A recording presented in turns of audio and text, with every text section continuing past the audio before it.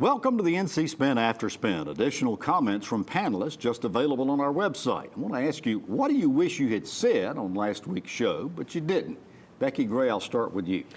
Tom, when we were talking in the first segment about the separation of powers and the lawsuits and where all that is going, it also struck me that there's another separation of powers issue that we're watching, which is the one between the State Board of Education and the Superintendent of Public Instruction. And I think this is going to be another one of those really interesting how that sorts out and the long-term implications of how both of those organizations work and ultimately how education is administered in North Carolina. Any idea how long it's going to be before we get a definitive ruling on that? Well, I think that the answer to the complaint is due mid-April.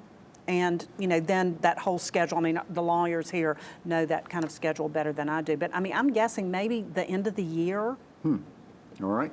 Leah Daughtry, what do you wish you'd have said on last week's show, but you didn't get a chance to?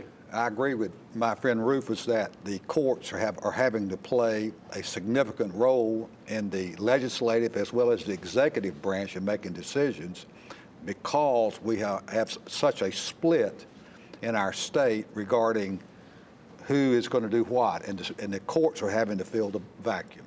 Interesting. All right, Rufus, what do you wish you'd have said on last week's show? I think we're all getting back to separation of powers. But you got to remember, Tom, that that's ingrained in me because of my work with Sam Ervin. For 10 years, we talked about separation of powers.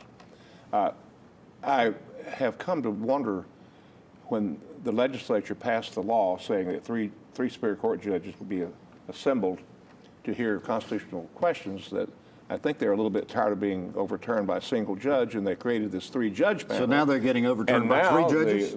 The three judges are giving more relief to the governor than anybody else. So let's ponder that a while.